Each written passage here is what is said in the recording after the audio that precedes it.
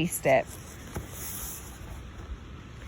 You'll come back, won't you? Bree says, and Gisa pulls away. For the first time since he left for war, I see fear in his eyes. You're a princess now. You get to make the rules. I wish. Cal and I exchange glances. I can tell by the tight set of his mouth and the darkness in his eyes what my answer should be. I'll try, I whisper, my voice breaking. One more lie can't hurt. When we reach the edge of the stilts, Gisa's goodbye still haunts me. There was no blame in her eyes, even though I've taken everything from her. Her last words echo on the wind, drowning out everything else. Don't waste it. I'm sorry about your brother, Cal blurts out. I didn't know he was already dead. Executed for desertion. Another lie. The rage rises again, and I don't even want to control it. But what can I do about it? What can I do to avenge my brother or even try to save the others? Don't waste it.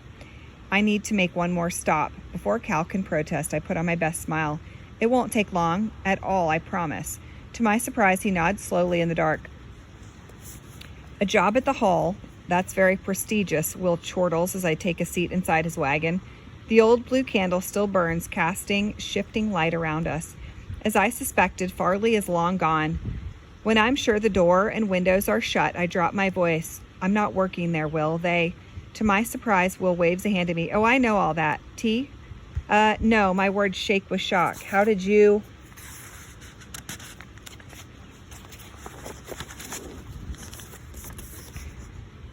The royal monkeys chose a queen this past week. Of course, they had to broadcast it in the Silver Cities, a voice says from behind a curtain. The figure steps out, revealing not Farley, but what looks like a beanpole in human form. His head scrapes the ceiling, making him duck awkwardly. His crimson hair is long, matching the red sash draped across his body from shoulder to hip. It's clasped with the same sun badge Farley wore in her broadcast. And I don't miss the gun belt around his waist full of shiny bullets and a pair of pistols. He's Scarlet Guard, too. You've been all over the silver screens, Lady Titanos. He says my title like a curse. You and the Samos girl, tell me, is she as unpleasant as she looks? This is Tristan, one of Farley's lieutenants, Will pipes in. He turns a chiding eye on him. Tristan, be gentle. Why, I scoff. Evangeline Samos is a bloodthirsty jerk. Smiling, Tristan throws a smug look at Will. They aren't all monkeys, I add quietly, remembering Maven's kind words earlier today. Are you talking about the prince you're engaged to or the one waiting in the woods? Will asks calmly, like he's asking about the price of flour. In stark contrast, Tristan erupts, vaulting out of his seat. I beat him to the door, two hands outstretched. Thankfully, I keep myself in check. The last thing I need is to electrify a member of the Scarlet Guard. You brought a silver here, he hissed down at me. The prince, do you know what we could do if we took him in? What we could bargain for? Though he towers over me, I don't back down. You leave him alone. A few weeks in the lap of luxury and your blood is as silver as theirs. He spits, looking like he wants to kill me. You're going to electrocute me too. That stings and he knows it. I drop my hands, afraid they might betray me. I'm not protecting him, I'm protecting you, you stupid fool. Cal is a soldier born and bred, and he could burn this whole village down if he really wanted to. Not that he would, I hope. Tristan's hand strays to his gun. I'd like to see him try. But Will lays down a wrinkled hand on his arm. The touch is enough to make the rebel deflate. That's enough, he whispers. What did you come here for, Mare? Kalorn is safe, and so are your siblings.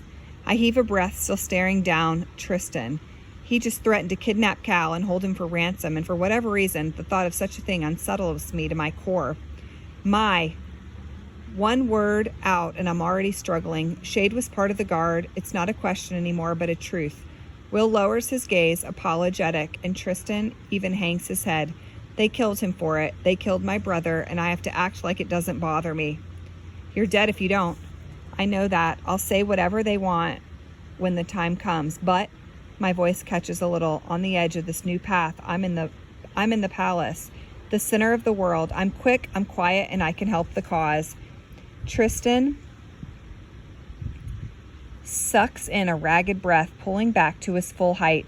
Despite his anger earlier, there's now something like pride shining in his eyes. You want to join up? I do. Will clenches his jaw, his stare piercing through me. I hope you know what you're committing to. This isn't just my war or Farley's or the Scarlet Guard's. It's yours. until the very end. And not to avenge your brother, but to avenge us all, to fight for the ones before and to save the ones yet to come. His gnarled hand reaches for mine, and for the first time, I notice a tattoo around his wrist, a red band, like the ones they make us wear, except now he's wearing his forever. It's part of him, like the blood in our veins. Are you with us, Mayor Barrow? He says, his hand closing over mine. More war, more death, Cal said, but there's a chance he's wrong. There's a chance we can change it. My fingers tighten, holding on to Will. I can feel the weight of my action, the importance behind it. I'm with you. We will rise, he breathes in unison with Tristan. I remember the words and speak with them, red as the dawn. In the flickering candlelight, our shadows look like monsters on the walls. When I join back up with Cal at the edge of town, I feel lighter somehow, emboldened by my decision and the prospect of what's to come. Cal walks alongside me, glancing over occasionally, but says nothing. Where I would poke and prod and forcibly pull an answer out of someone, Cal is the complete opposite.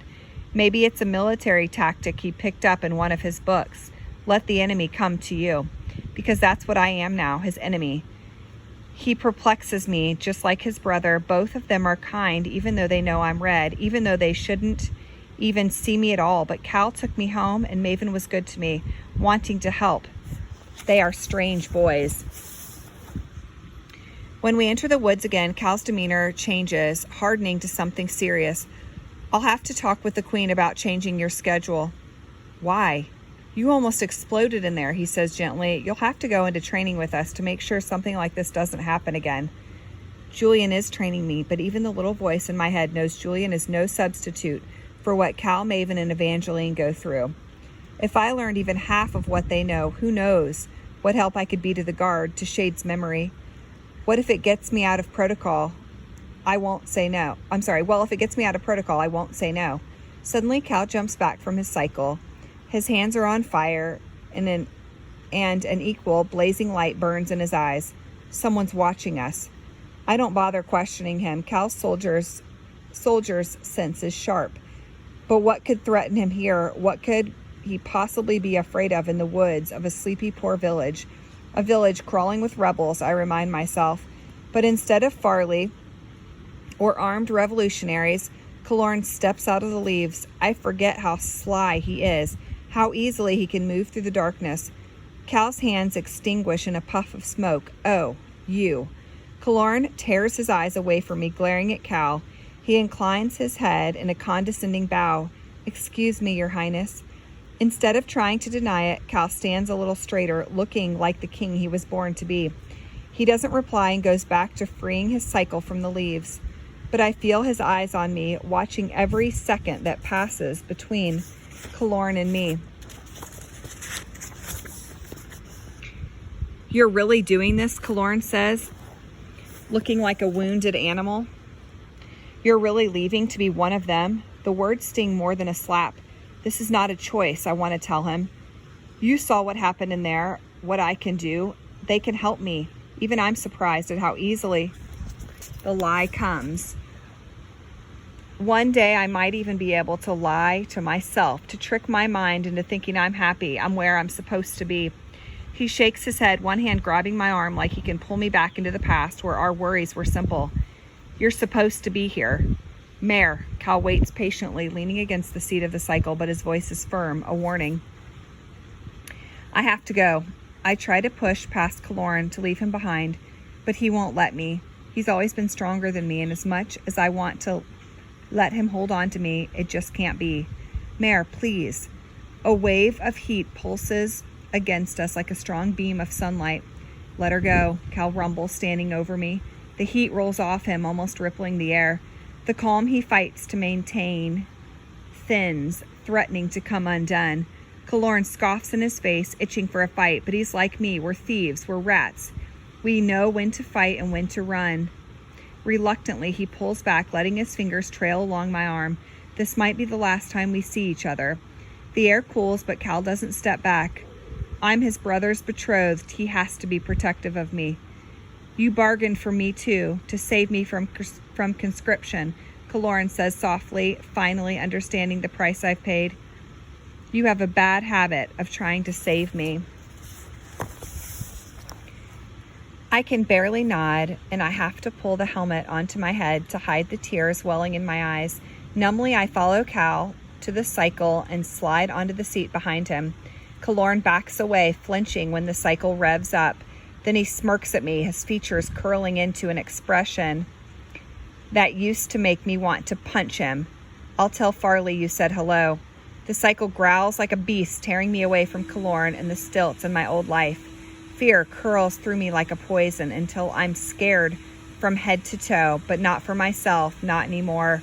I'm scared for Killorn, for the idiotic thing he's going to do. He's going to find Farley, and he's going to join her.